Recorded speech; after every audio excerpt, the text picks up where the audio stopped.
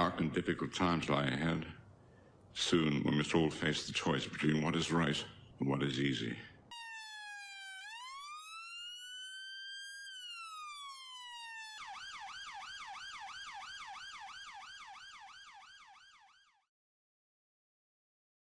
Hi folks, only me again.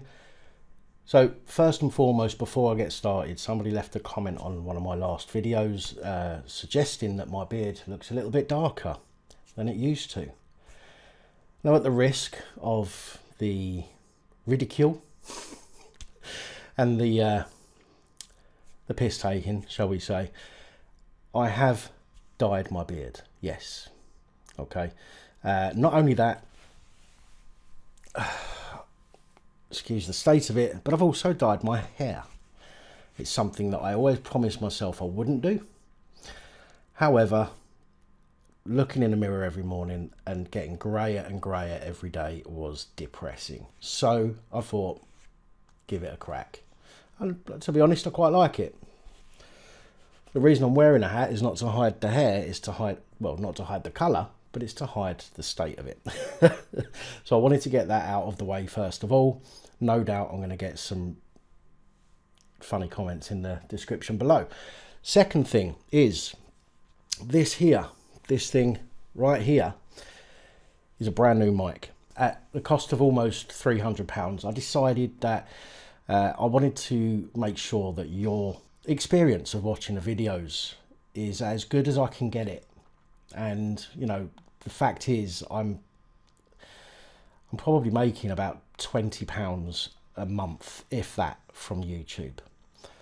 In fact, it's less than that, to be honest. But I decided at personal expense to go out and buy this. It's a Rode all-in-one complete studio kit with audio interface, an NT1 and an A1, an AI1 audio interface. And I have to say, personally, I think it sounds better, but I would like to know from you guys if this sounds better, because when I listen to my own voice, I don't like the sound of my voice. Believe it or not, I don't like the sound of my voice.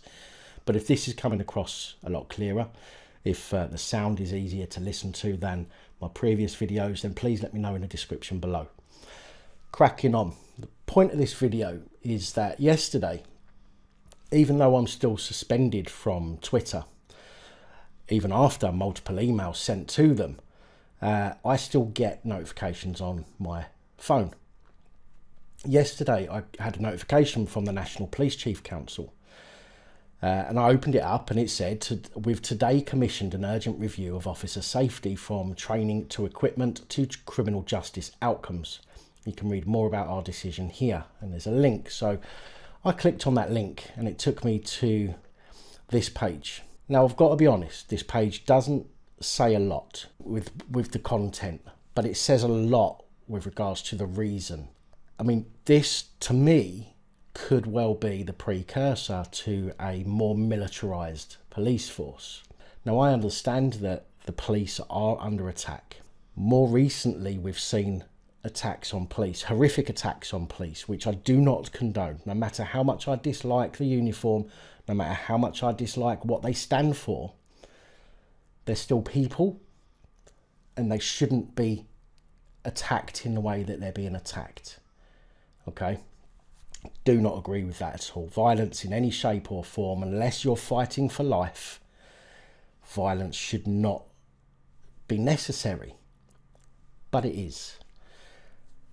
However, even with the increase in the amount of police that have been attacked recently, let's put that against the amount of people, members of the public, who are attacked.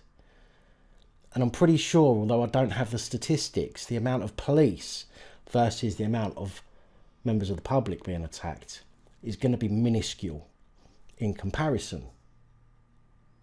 But yet the police want to review on the police's equipment and their training, which is not such a bad, the training is not such a bad thing. I think the police are supposed to have quite a rigorous training regime to learn how to deal with incidents and situations, but yet when the police are on the front line, that training seems to go out the window in a lot of cases, and people get hurt or people get arrested because a policeman or police officer, has got their back up because they don't like somebody or somebody said something they don't like. Giving police officers more weapons, on the other hand, I don't think that's such a good idea. But let's read what this says anyway. So it says, this is from the 2nd of September, so it was yesterday. The National Police Chiefs Council, NPCC, has commissioned an urgent review of officer safety on behalf of all chief constables. The review was agreed as UK police chiefs came together today to discuss officer safety after recent serious attacks on police officers and a recorded national increase in officer assaults. NPCC Lead for Operations Chief Constable Charlie Hall will lead the review, working closely with the College of Policing. Review findings will be considered at an extraordinary Chief Constables Council in November. Terms of reference for the review will be drawn up this week. The Police Federation, Police Superintendents Association, Unison, and the Association of Special Constabulary Officers will be invited to contribute to the review, including in defining terms of reference and reviewing findings.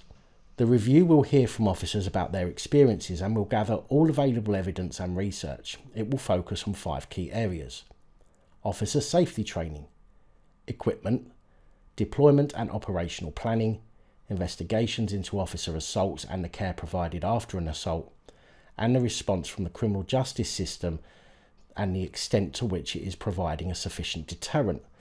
Now, before I move on, as I say, officer safety training is a good thing. I've seen other police forces around the world and their training. Now, I put a video out a couple of weeks ago with a sort of a comparison, if you like, with British police and the Russian police. Now, I'm not suggesting that we want police like they are in Russia, who literally will just punch you in the face to arrest you. They don't give a shit. But the kind of training that they have, I've seen them disarm people with weapons. Literally, they've got literally no fear. And the way that they disarm people is incredible, with knives or batons or with firearms. And it's the same as Krav Maga. That is an excellent form of self-defense and fighting style, which the police could incorporate into their training to deal with people with weapons or aggressive combatant style offenders. However, again, going back to the fact that UK police seem to police on feelings and police on their own opinions rather than the law, that could also cause problems for the members of the public like you or I. If they don't like you and you get their back up somehow simply for standing up for your rights, there is a potential for more harm to be done to you or I by a police officer. But on the flip side, as I say, it could potentially be something that would save them from being seriously hurt in the right situation. The equipment, I'm worried about that because there is a potential that the police could, over a period of years, start introducing more and more officers with firearms until we're in a situation where every officer has a firearm, which I think is the direction that we are going in at the moment. Again, not necessarily a bad thing in the sense that when somebody's coming at them or coming at you to do you real harm with a weapon, they can be taken down and your life will be hopefully saved. And the same as the police. With the right weapons, there is the potential to take out a hostile before somebody who is innocent gets hurt. Maybe they could, I know they have the shotguns in certain places that fire beanbag pellets. I don't know whether or not a police officer can carry rubber bullets in a handgun. I don't know. I don't really know much about firearms. But if there was a way for police officers even to have rubber bullets that will hurt, do you know what I mean? To the point where if you're carrying something and you get hit with one, you're going to drop what you're carrying. Non-lethal. I think maybe that could be a potential idea. Deployment and operational planning. Well, I don't really know much about the police and their deployment or operational planning, so I can't comment on that. Investigations into officer assaults and the care provided after an assault, again, not something that I can comment on. And the response from the criminal justice system and the extent to which it is providing a sufficient deterrent. Well, we all know, I think, that the courts are as bent as the police force and the government, for that matter, because they all work hand in hand. There needs to be a review, I think, on punishments. There are too many people getting light punishments for serious offences and people getting serious punishments for, not serious offences. It ties up the prison system, which, as Fluke Dog has said in a previous video, and I'm going to link that in the description below, the prison service is private entities now. And they are there for one reason and one reason only, and that is to make money. So it suits the prison system to allow people to keep coming back to prison because they get paid more money. There's no benefit to the prison system rehabilitating people. So therefore, it's just a big cycle. And that's how that's going to continue to work while they're all, private entities now. It goes on to say, Chair of the National Police Chief Council, Martin Hewitt, said, "Policing is a career with huge rewards. Solving crimes, seeing justice done and working within communities to improve people's lives is what motivates people to become police officers." What it should say there in brackets is that unfortunately this is not the case anymore, because once you're in the police force for a number of weeks, you become just as corrupt as the other fuckers. Moving on, officers should not have to face assault, but we know there are risks in standing up to criminals and protecting our communities. Training, teamwork and public support gives them the confidence to face those risks. Which is true, but you've already lost public support. And it's going to be very difficult for you to get that public support back. Trust in the police went out the window a long time ago for most people. There's a small pocket of people that are blind to this kind of thing that goes on, but more and more people are getting to understand just how corrupt the policing system is. He goes on to say, "I've commissioned an end-to-end review of officer safety, from training to equipment to the criminal justice outcomes when an officer is assaulted. We will draw on analysis and evidence, but also work at pace, because nothing is more important to chiefs than protecting our people so they can effectively protect the public." That in itself is a bit of a laughable statement to me.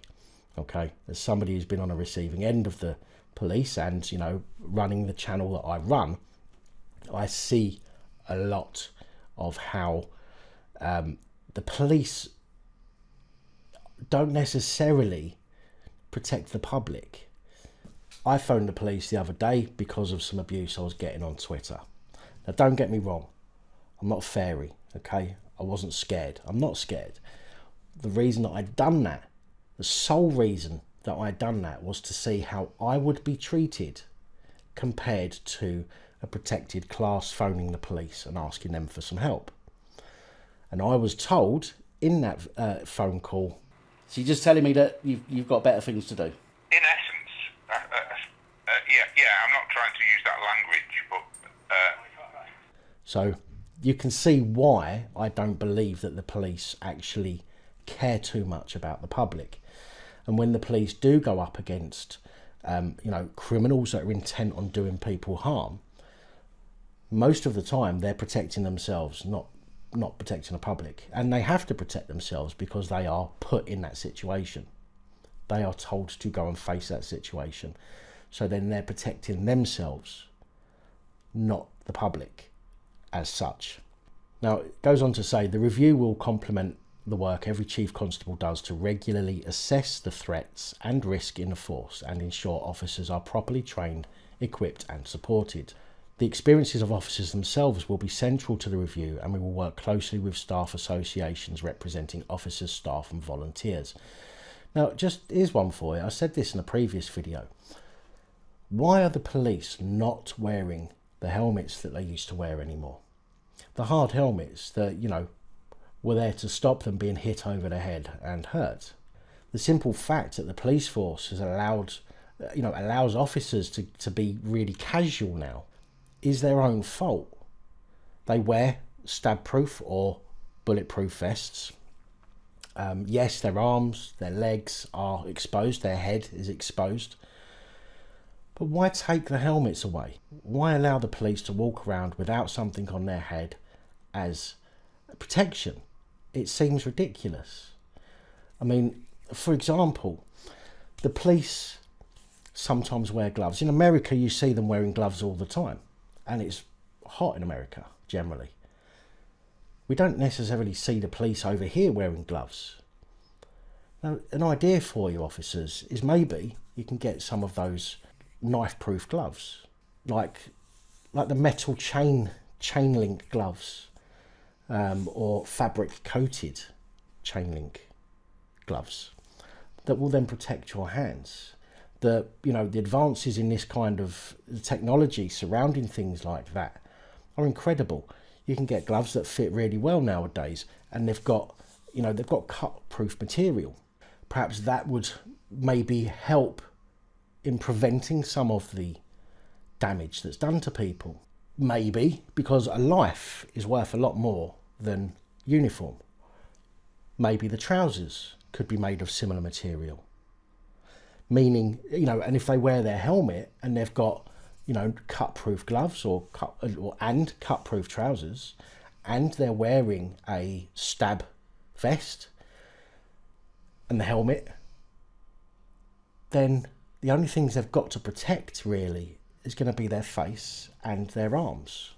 Just an idea, just a thought, saving somebody from having their head hacked off with a machete, I think is worth the expense. Chief Constables are already increasing the number of taser trained officers based on their assessment of the threat risk and harm locally. But taser is not the answer to all violent and threatening situations. So there we have it. Taser is not the answer to all violent and threatening situations, meaning that there are incidents where more force is going to be needed.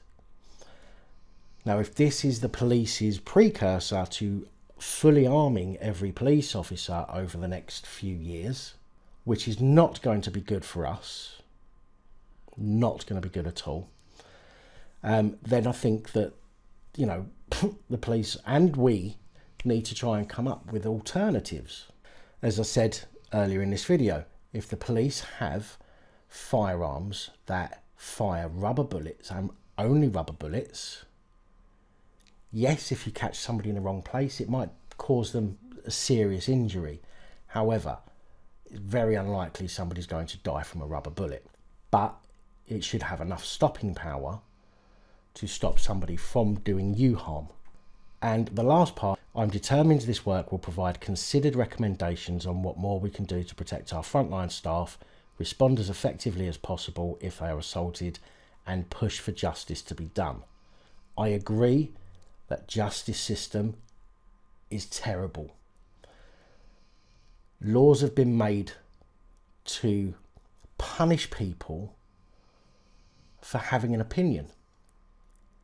And, and that's just as an example. Laws have been made to punish people for having an opinion and voicing that opinion. People are out there raping, murdering, hurting, and taking property that doesn't belong to them. Those are the crimes that the police should be dealing with. If, however, the police stopped trying to police people's feelings and stop people from having an opinion, in fact taking away our human rights, maybe some of these incidents wouldn't be happening. I strongly believe that some of these incidents that have been happening are due to the fact that people feel resentful against other people because they use the police as their own personal bodyguards, and the police allow it to happen. And it gets to the point where you stop somebody talking long enough. You imagine doing it to a child. Every time a child goes to open their mouth and talk to you, and you're like, all right, zip it. You can't even... Zip it. Zip. Look, all Ladies and gentlemen of the jury, exhibit A. Number 2, would you please back me Look, up? I'm Zippy Longstockings. I can't... When a problem comes along, you must zip it. Zip it good. after a while, they're going to get the ump so much, they're either going to cry or they're going to stamp their feet and start throwing things around. It doesn't change when you get older, you know. That kind of thing still happens. Anyway, I'm going to leave it here for this video. I'm going to be watching this closely to see where this goes. I think this is a precursor to the police being militarised and being given firearms.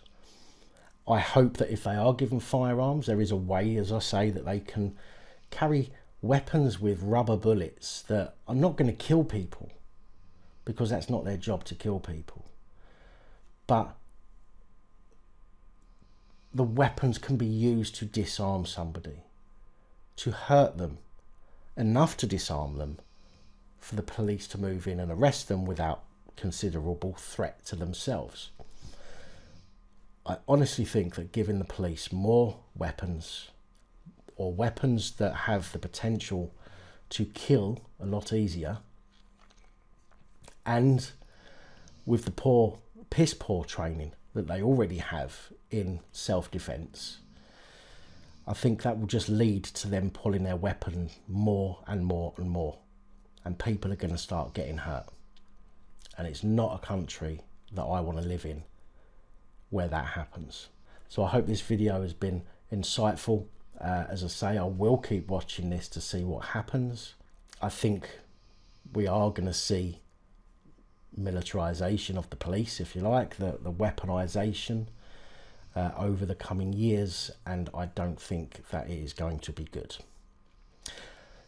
Let me know what you think in the comments below, please, guys. I appreciate that all the time, as you know. If you've got anything to say about me dyeing my hair and dyeing my beard to get rid of some of those greys, then let's get it all out. Let's get it all done in the comments below, and let's get that over and done with. Thank you very much for your time. Enjoy the rest of your day, and as always, until next time, good night all.